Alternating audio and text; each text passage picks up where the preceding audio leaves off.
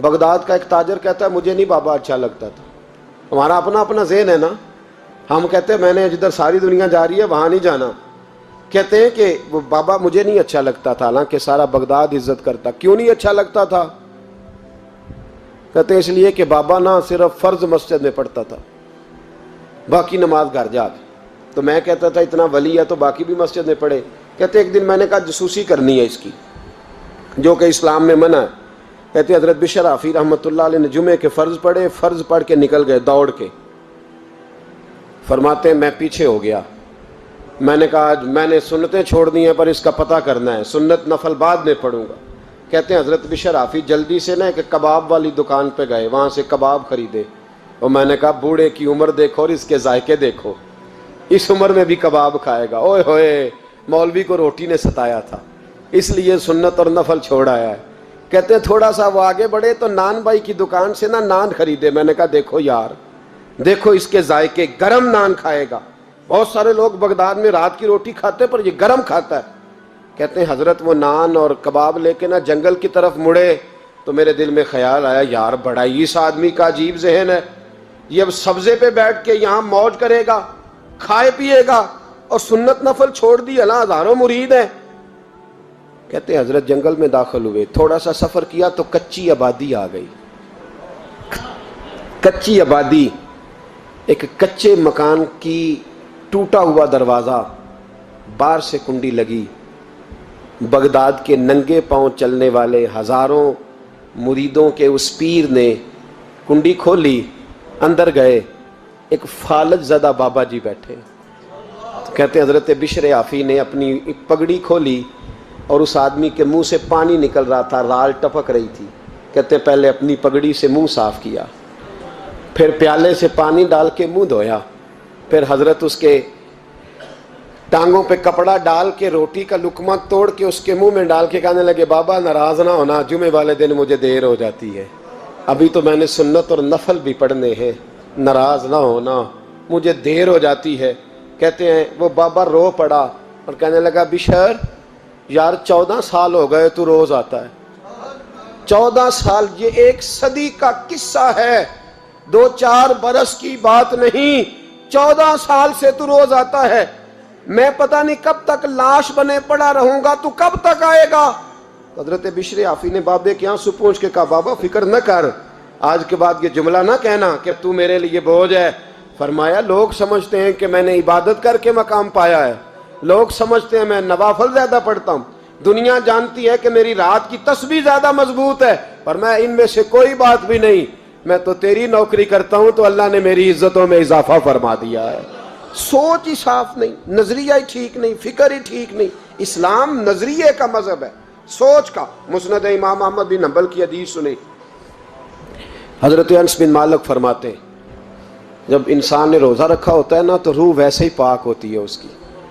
میں نے یہ سوچا کہ کچھ باتیں ایسی کی جائیں جس سے تھوڑی سی سوچیں بھی تبدیل ہوں, کچھ سوچوں کا وضو, سوچوں کا غسل, افکار و نظریات کی بھی بات ہو. ہم سمجھتے ہیں کہ شاید کثرت عبادت اصل ہے. اقبال کہتے ہیں یہ ذکر نیم شبی, یہ مراقبے, یہ سرور, تیری خودی کے اگر نگہباں نہیں تو پھر کچھ بھی نہیں ہے. تیری خودی کے اگر, اور پھر عام چیز نہیں کہا یہ ذکر نیم شبی, سویرے سحری کا ذکر, یہ مراقبہ, یہ جو تو گھنٹوں اللہ کی یاد میں بیٹھا رہتا, یہ سرور. کہتے بے کیف عبادت نہیں, سرور والی.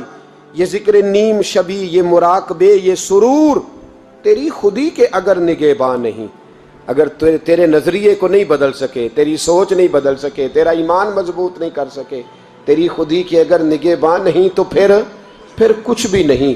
اور خرد نے کہہ بھی دیا لا الہ الا اللہ تو کیا حاصل, دل و نگاہ, دل و نگاہ, دل و نگاہ اگر مسلمان نہیں تو پھر کچھ بھی نہیں. دل و نگاہ.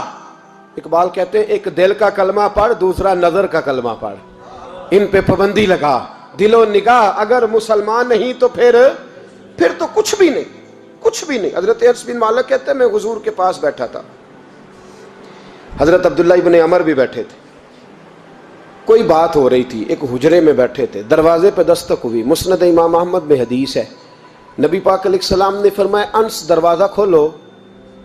دروازے پہ وہ بندہ ہے جس کو اللہ بغیر حساب کتاب جنت عطا فرمائے گا. وہ بندہ ہے دروازے پہ. حضرت انس بن مالک کہتے ہیں میں نے دروازہ کھولا تو بندہ دیکھا, غریب سا ایک انصاری صحابی, اور بندہ بڑا سادہ, وضو تازہ کر کے آیا ہے تو پانی کے قطرے داڑھی سے بہہ رہے ہیں, اور چمڑے کے جوتے اس نے لپیٹ کے نا تو بغل میں چھپائے ہوئے, آ کے اتحیات کی حالت میں بیٹھا, حضور سے 2-4 باتیں کی, چلا گیا. ہم اس کا رنگ دیکھتے رہے اور مصطفیٰ کا کرم دیکھتے رہے. اس کو حضور نے جنتی کہا ہے. کہتے ہیں اگلے دن اسی ٹائم اسی وقت ہم حضور کے پاس بیٹھے تھے, پھر دروازے پہ دستک ہوئی. حضور نے فرمایا دروازہ کھولو, دروازے پہ وہ بندہ ہے جسے اللہ بغیر حساب کتاب جنت عطا فرمائے گا, بغیر حساب. کہتے ہیں دروازہ کھولا اور جیسے ہی میری نظر پڑی, بندہ بھی وہی ہے جو کل آیا تھا, اور انداز بھی وہی ہے جو کل تھا, اسی طرح پانی کے قطرے, اسی طرح جوتے بغل میں. السلام علیکم, کل حضور فلاں بات کی تفصیل پوچھنی مجھ سے رہ گئی تھی, غلطی ہوگی, دوبارہ آیا ہو. اس نے اپنی گفتگو کی, چند جملوں میں بات سمیٹی, چلا گیا. فرماتے ہیں اتفاق کی بات کہ دن تیسرا, بندے بھی ہم دونوں, میں اور عبداللہ ابن عمر. حضرت انس بن مالک کہتے ہیں دونوں بیٹھے تھے, سیم ٹائم سیم ڈے. پھر دستک ہوئی, حضور نے فرمایا دروازہ کھولو, اور مسکرا کے فرمایا دروازے پہ وہ بندہ ہے جسے اللہ بغیر حساب کتاب جنت عطا فرمائے گا. کہتے ہیں کھل اٹھے ہمارے چہرے, باہر گئے, دستک ہوئی تھی, دروازہ کھولا. فرماتے ہیں مجھے یقین تھا وہی ہوگا جو 2 دن پہلے آیا تھا, اور میرے یقین کے مطابق ہی کام ہوا. وہی بندہ تھا جو کل بھی تھا, جو پرسوں بھی تھا, حالت اور کیفیت اور انداز بھی وہی تھا. پانی کے قطرے بہہ رہے ہیں, اور اس شخص نے جوتے بغل میں دبائے ہوئے خدمت میں حاضر ہوا, بیٹھ گیا, بات چیت کی, چلا گیا. حضرت انس بن مالک کہتے ہیں تھوڑی دیر ہوئی تو حضور بھی تشریف لے گئے. حضرت عبداللہ ابن عمر مجھے کہنے لگے یار ویسے کتنے اس کے نصیب ہیں, کتنے نصیب ہیں. کوئی آیا لے کے چلا گیا, کوئی آیا لے کے, کوئی آیا لے کے چلا گیا, کوئی عمر بھر بھی نہ پا سکا. میرے مولا تجھ سے گلا نہیں, یہ تو اپنا اپنا نصیب ہے, یہ تو اپنا اپنا. اور نہ کسی کے حال پہ طنز کر, نہ کسی کے غم کا مذاق اڑا, وہ جسے چاہیں جیسے نواز دے. یہ مزاج لطف رسول ہے صلی اللہ تعالی علیہ وسلم. کہتے ہیں ہم لوگ گفتگو کرنے لگے. عبداللہ ابن عمر مجھ سے کہنے لگے یار ویسے پتہ کرنا چاہیے یہ کون سا عمل کرتا ہے, پتہ کرنا. جیسے ہم نہیں پتہ کرتے کہ یہ بندہ بڑا چمک گیا, پتہ کرو کون سا کاروبار کرتا ہے, ذرا اس کی جاسوسی تو کرو. اور بندے بھی بڑے سمجھدار ہیں, وہ سائیڈ بزنس نہیں بتاتے. وہ کہتے ہیں وہ جو میرا علیحدہ ہے وہ نہیں بتانا, کہیں یہ نہ شروع کر لے. حالانکہ انسان کے پاس جو خوبی, جو اللہ نے اسے دولت دینی ہوتی ہے, وہ اپنا اپنا نصیب ہوتا ہے, وہ گھر میں بیٹھے بھی اللہ عطا کر دیتا.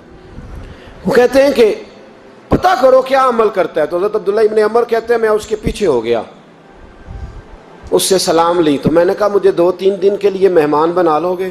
مان نہ مان, میں تیرا مہمان. 2-3 دن کے لیے مہمان بنا لو گے؟ تو کہتے ہیں مجھ سے کہنے لگا کو گھر میں جھگڑا ہو گیا, کیونکہ پڑوس میں تو تمہارا, قریب ہی تو تمہارا گھر ہے, میرے مہمان بننے ہو, کچھ جھگڑا ہے. تو میں نے کہا چلو ایسے ہی سمجھ لو, پر مجھے مہمان بنا لو. کہتے ہیں میں 3 دن اور 3 راتیں اس شخص کے ساتھ رہا. وہ کتنا صدقہ کرتا ہے میں نوٹ کرتا رہا, نماز کتنی پڑھتا ہے, اس کا کیا. میں چاہتا تھا کہ وہ عمل مجھے ملے جس کی برکت سے مصطفیٰ نے اسے 3 مرتبہ جنتی فرمایا ہے, تاکہ وہ کیفیات مجھے بھی ملیں. حضرت عبداللہ ابن عمر کہتے ہیں کہ میں نے کوئی خاص چیز نہیں دیکھی. وہ عشاء پڑھتا تو فجر تک بستر پہ کروٹیں لیتا, اور میں الحمدللہ اٹھ کے تہجد بھی پڑھتا, نوافل بھی پڑھتا. کہتے ہیں وہ 1 سپارہ پڑھتا, میں 3 پڑھتا.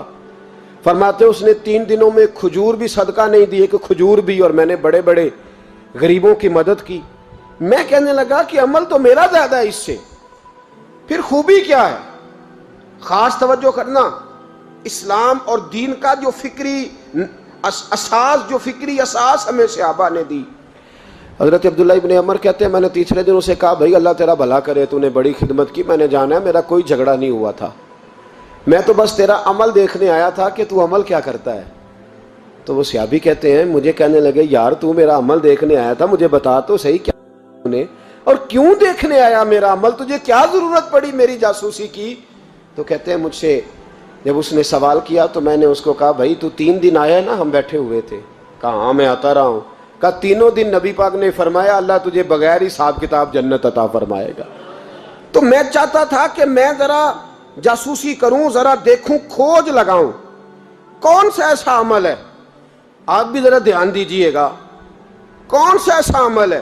حالانکہ تو عشاء پڑھتا ہے اور اٹھ کے فجر پڑھتا ہے, میں تہجد بھی پڑھتا ہوں, تیرا سپارہ ایک ہے میرے 3 ہے. کون سا ایسا عمل ہے جس کے سبب تجھے جنت ملے گی. کہتے ہیں وہ صحابی کہنے لگے یار کوئی ایسا عمل نہیں, کوئی شے نہیں, میں اس قابل ہی نہیں. من آنم کے من دانم, جو میں ہوں مجھے پتا ہے. کہا پھر کوئی بات تو ہوگی, تیری مہربانی بتا دے, میں نے 3 دن 3 راتیں محنت کی ہیں, بتا دے. کہتے ہیں وہ کہنے لگے اگر تجھے بتاؤں نا تو پھر سن. میں جب رات کو سوتا ہوں تو اپنے دل پہ نظر ڈالتا ہوں, اور سویرے جب اٹھتا ہوں تو پھر اپنے دل پہ نظر ڈالتا ہوں, موبائل پہ نہیں, کنجی پہ نہیں کہ چابیاں کدھر ہیں, بٹوے پہ نہیں. میں رات کو سوتے ہوئے بھی اپنے دل پہ نظر ڈالتا ہوں, سویرے اٹھتے ہوئے بھی میں سب سے پہلے اپنے دل پہ نظر ڈالتا ہوں. فرماتے ہیں الحمدللہ میرے دل میں کسی کا حسد نہیں ہے, کسی کے بارے میں کوئی کینہ نہیں ہے, کوئی کسی کے بارے میں میل نہیں. میں اللہ کے ہر بندے کے بارے میں سوچ, نظریہ, فکر اچھی رکھتا ہوں. اور فرمایا میں تیرے بارے میں بھی عبداللہ یہی سوچتا ہوں کہ تو مجھ سے زیادہ نیک ہے. الحمدللہ اس وقت بھی میرا ذہن یہ ہے کہ انس بن مالک مجھ سے زیادہ پرہیزگار ہے. اس وقت بھی میری سوچ یہ ہے کہ محبوب کے سب صحابہ میں سب سے کمزور میں ہی ہوں. نابد عبداللہ ابن عمر کہتے ہیں میں نے اس کا ہاتھ چوما, میں نے کہا سمجھ آ گئی ہے, تیرا نظریہ, تیری سوچ پکی اور سچی مسلمان ہے. تو دل اور روح کا مسلمان ہے, تو نظر اور روح کا مسلمان ہے. یہ سبب ہے کہ اللہ کے رسول نے زمین پر چلتے ہوئے بھی تجھے 3 دفعہ جنت کی بشارت عطا فرما دی.